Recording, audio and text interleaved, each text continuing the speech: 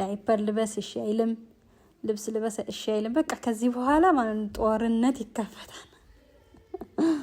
የምር ጦርነት ነው ከዚህ በኋላ የሚከፈተው።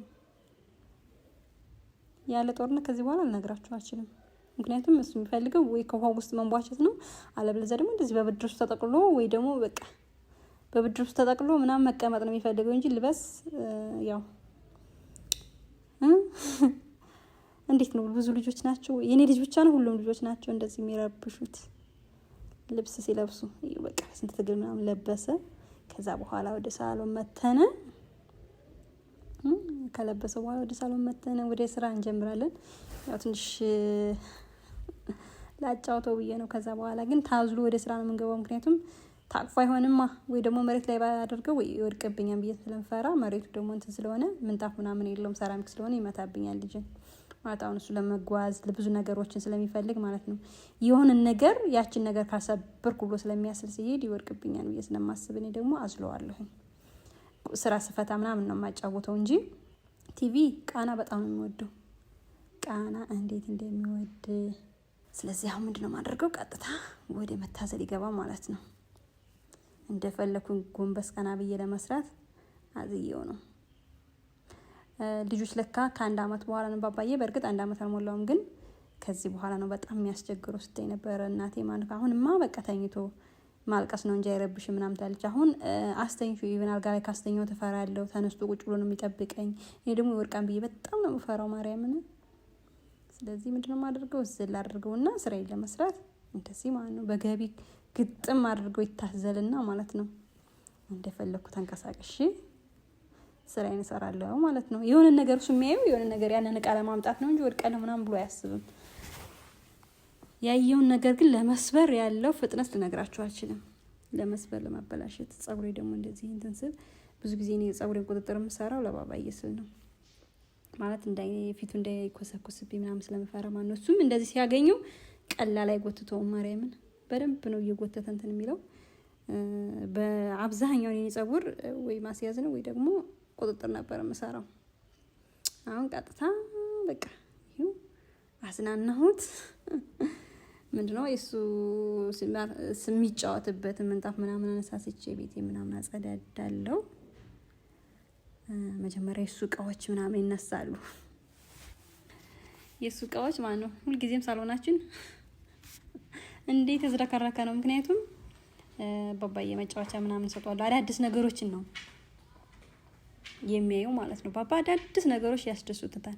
ስለዚህ እንደዚህ እቃዎቹን አነሳሳለሁ። ከዛ በኋላ ማለት ነው ምንጣፉን የባባዬ ምንጣፍ አንስቼ አረጋግፌ ማለት ነው አረጋግፌ ምናምን አጣጥፌ ያስቀምጥና ቀጥታ ምንድነው የማደርገው? ቤቴን አጠራርጌ አጸዳለሁ ማለት ነው። እንግዲህ ያው ናቲ ካገዘኝ ደስ ይለኛል። ካላገዘኝም ደግሞ ያው እኔ ራሴ ብቻዬ ማለት ነው እሰራለሁ። ታቤትም ብዙም እንደተዝረከረከ ኢቭን ጆጉ እንኳን አልተነሳም። ባባዬ አጥቤ ውሃውን ደፍቶልኛል። ጆጉን ግን አላነሳም። ኪችን ስትሄዱ እቃ ያልታጠበ እቃ አለ። ውይ ሴቶች ግን እኮ ስናሳዝን ማርያም። ባባ ከረበሽ ምንም ነገር መስራት አልፈልግም። ትቼ መተኛ ከፈለገ አስተኛዋለሁ። እቃ ካልታጠበ እንደዚህ እንደተዝረከረከ ማለት ነው ወደ ልጅ ነው የሚሄደው። እቃ ራሱ ያደረቃ ነው። የሚገርማችሁ ነገር ያደረቃል ሁሉ ማታ አራት ምናምን የሰራንበት። ናቲ ብዙ ጊዜ ቡና ይፈልጋን ታውቃላችሁ። ቡና ፍቼ እንኳን ራሱ የጠጣበት ጠረጴዛ ላይ ነበረ። እዩ ልጅ ምን እንደሚሰራ ታውቃላችሁ? እንትኑ ማለት ነው የሶፋውን ትራሶች ዚፑ ማለት ነው እያበላሸብኝ ያስቸገረኝ ነው። እሱን ደግነቱ መልሶ እንትን ይላል። እዩ ያበላሽዋን እያበላሸው ሲስበው ይበላሻል።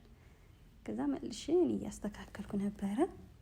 መጀመሪያ ያው እንግዲህ ብዙም ቆሻሻ ሶፋው ብዙ ጊዜ ሶፋ ላይ ስለማላስቀምጠው ባባ እንዳይወርቅብኝ አብሬ ቁጭ ካላልኩ በስተቀር ሶፋ ላይ ብዙ ጊዜ ያው ምግብም ስለማንበላበት ህፃናቶች ናቸው ብዙ ጊዜ ሶፋ የሚያቆሽሹ። ስለዚህ የኔ ደግሞ ቆሻሻ ስለሌለው ዝም ብዬ ትራሶቹን ማስተካከል ነው እንጂ ቆሻሻ አልነበረውም። ቆሻሻ የሚኖረው ከታች ያለው ነው። ታዩታላችሁ ሲጠረግ ነው እንግዲህ ቆሻሻ የሚወጣው ማለት ነው። ሶፋዎቹ ብዙም ቆሻሻ የላቸውም። ስለዚህ እዚህ ጋር ማለት ነው ቡና ራሱ ማታ የጠጣበት ናቲ ነበር። የባባዬ ሱሪ የቀየረው ነበር ማታ። እሱን እቃዎች ምናምን ስትርትር ካደረኩ በኋላ ነው ወደ መጥረግ የሚሄደው ማለት ነው። ጠረጴዛዬን ትንሽ እወለውለዋለሁኝ። ብዙም ቆሻሻ አልነበረውም። አጋጣሚ ባባዬ ቁጭ ብሎ ምግብ እየበላን ከሆነ የሆነ ነገር ሲያደርግ የግድግዳ ነክቶብኝ ነበረ። እሱን ስወለውለው ግን ጨርቁ እንደውም ቅርጽ ያዘብኝ መሰለኝ። በሌላ በንጹህ ጨርቅ አጸደዋለሁኝ እንጂ ማለት ነው። አሁን ከዛ እነዚህ ወንበሮች የድሮዎቹ ስለዚህ ማለት ነው እነዚህን አያችኋቸው? እነዚህ የድሮዎቹ ማለት ከዚህ በፊትም ሌሎች ነበሮች ደረጃ አለው አይደለ? የሰው ልጅ እኮ ማለት ነው በደረጃ ነው ኑሯችን ማለት ነው። ከዚህ በፊት የነበሩ ወንበሮችም እኮ አሉኝ። ስለዚህ እነዚህ ደግሞ የበፊቶቹ ወንበሮች አያችኋቸው አሉ በክብር ፕላስቲክ። መጀመሪያ ናቲና እኔ ጎጆ ስንወጣ ያው ፕላስቲኮች ምናምን ነበሩ። ከዛ እነዚህን ገዛን። እድገት ያው በሂደት ነው አይደለ? ከዛ ወደ ሶፋ ዞርን። ደግሞ ከዚህ በኋላ ደግሞ ያው ሌዘር ሶፋ እንደ እግዚአብሔር ፍቃድ ማለት ነው የራሳችን ቤት ሊኖረን ይችላል። ከዛ ደግሞ የራሳችን አሪፍ የሆነ ነገር ይኖረናል ብዬ አስባለሁ እንደ እግዚአብሔር ፍቃድ። ለማንኛውም ወደ ስራችን ስንመለስ ማለት ነው እንትኑ በራችን አቧራ ምናምን ካለው ብዬ ዝም ብዬ በጨርቅ ነካ አደረኩት። ከዛ ቀጥታ ምንድነው የምናደርገው ወደ ቤት ጠረጋችን ገባ ማለት ነው። እቺ ነገር ባባንም እያስቸገረች ነው፣ እኔንም እያስቸገረች ነው። ባባ ካልገላገልኳት እያለ ነው። ያው ናቲ ካየነ ግን ይገለናል በያለችበት ማኑ ቦታው ማኑ እየቀያየርኩኝ እየጠረኩ ነበረ። ባባ ካያት ካልሰበርኳት ይላል ሁሉ ጊዜ ታውቃላችሁ። ናቲ ደግሞ ያው መኪና አይናት ነው የሚለው። ለማንኛውም ይሄው እንደዚህ ቤቴን እየጠረኩ ነው። ብዙም ቆሻሻ የለውም ግን ያው ከስር ባባ ስላለ ለልጄ ስል ማለት ነው ግዴታ ንጽህና መኖር መቻል አለበት። ስለዚህ ከስር ስለምጠርገው ብዙም ቆሻሻ የለውም። ይኸው ምንም የለውም ቆሻሻ ማለት ሳይጠረግ ከተወለወለ ብዙ ነገር ቆሻሻው እንትን ይላል። ይሄ መስኮቶቹ ምናምን እሱ ብዙም ቆሻሻ የለውም። ያው ዝም ብዬ ነካ አደረኩት እንጂ ቆሻሻ የለውም። ምናልባት የረገፈ ካለ ብዬ እየጠረኩ ነበር። የለውም ቆሻሻ ራሱ ማለት ነው። ከወደ ውጭ ግን ያው በጣም ርቀት ስላለው ነው እንጂ ከወደ ውጭ ቢጸዳ ደስ ይለኝ ነበር። መስታወቱ ትንሽ ቆሽሿል። እንደገና ደግሞ በውጭ በኩል ያለው ቆሽሿል። እና ወንበሮቹን ካነሳው በኋላ ምንድነው የማደርገው? እነዚህን ጠርጋለሁ። አንዳንድ ጊዜ ምግብ እዚህ ነው የምንበላው። ወንበሮች ላይ ሆነን ጠረጴዛው ጋር ስለምንበላ እዚህ ጋር ብዙ ጊዜ ባባም ይጥላል ምግብ፣ ናቲም ሲያንጠባጥብ ባባም ሲያንጠባጥብ የሚቆሸው ብዙ ጊዜ እዚህ አካባቢ ነው። ስለዚህ ይኸው ባባ እንዴት ነው የሚያየው? ከታች ያለውን ነው በደንብ እያየ ነበረ። በደንብ ጥራጊ ነው መሰለኝ፣ እኔ እንጃ አላወኩም። ይሄን ጎንበስ ብዬ ጠረጴዛው ስር ያለውን ግዴታ ማጠረግ አለበት፣ ቆሻሻው ሲወረወር እንዳይወጣብኝ ማለት ነው። ዋናው እዚህ ጋር በደንብ ስንጠርግ በደንብ ካላጸዳሁት ስወለውል ያስቸግረኛል። በደንብ ግን ከጠረኩት ስወለውል አያስቸግረኝም። እንደምታዩት እንግዲህ እየጠረኩኝ ነው። አሁን ችግሩ እንግዲህ ናቲ ከወለውለልን ጠይቀዋለን እንጂ ትንሽ ለመወልወሉ ምናምን ሊከብድ ይችላል። ያው ደስ የሚለው ነገር በቆማችን የምንሰራው ነገር ልጅ አዘነ ይመቻን ጉንብስ ቀና የሚያደርግ ስራ ሲሆን ነው እንጂ ይሄው ደጋግሜ እየጠረኩ ነበር። የለውም ቆሻሻ እንደምታዩት ነው። እንግዲህ ባባና እኔ እንደዚህ እያልን ነው የምንውለው ማለት ነው። ያው ተዛዝለን ነው ወደ ስራችን የምንገባው። በምግብ ራሱ እንሰራ ተዛዝለን ነው። ሽንኩርት እንኳን ራሱ እኮ ለመደ። የሚገርማችሁ ሽንኩርት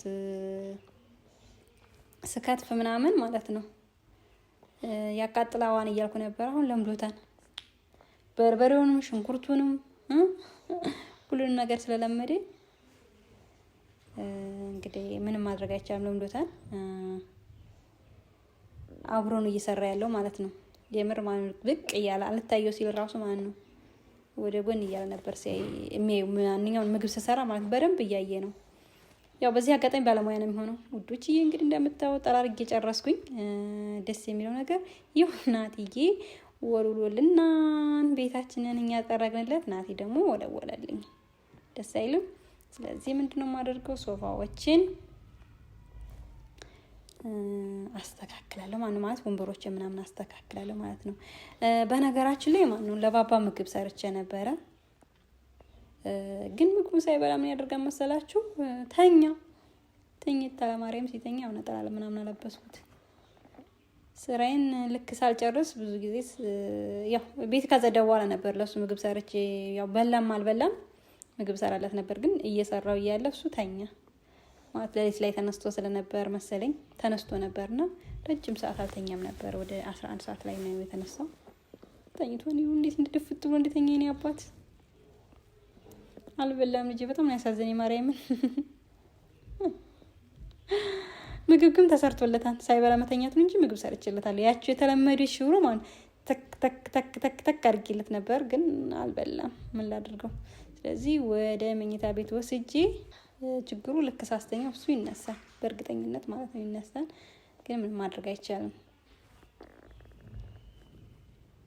ይኸው እዚህ ጋር እኛ ማለት ነው ድንች ወጥ ድብና አድርጌ እዚህ ጋር ወጥ ሰርቻለሁ። ድንች ወጥ ግን ባባዬ ስለማይበላልኝ ምንድን ያደረኩት መሰላችሁ? ዋት ሹሮዬ ድክ ድክ ድክ ድክ ድክ እያለች ነው ሹሮ። እሱ እንግዲህ ከበላልኝ በአቮካዶ አድርጌ ነው ማለት ሹሮ ላይ ነው ማንኛውንም ምግብ ማለት ሹሮ ጋር እየቀላቀልኩ ነው ቢበላም አልበላም። እዚህ ጋኛ ራት በልተን የተረፈ ድንች ወጥ አለ። እንግዲህ በላም አልበላም ለባባ ሹሮ ተሰርቶለታል። እንደ እግዚአብሔር ፈቃድ ሲነሳ ይበላል ማለት ነው። አሁን ተኝቷል። እንደዚህ እንዳይ ተዘጋጅታ ትጠብቀዋለች። ሲነሳ ይበላል ማለት ነው። አለቀ።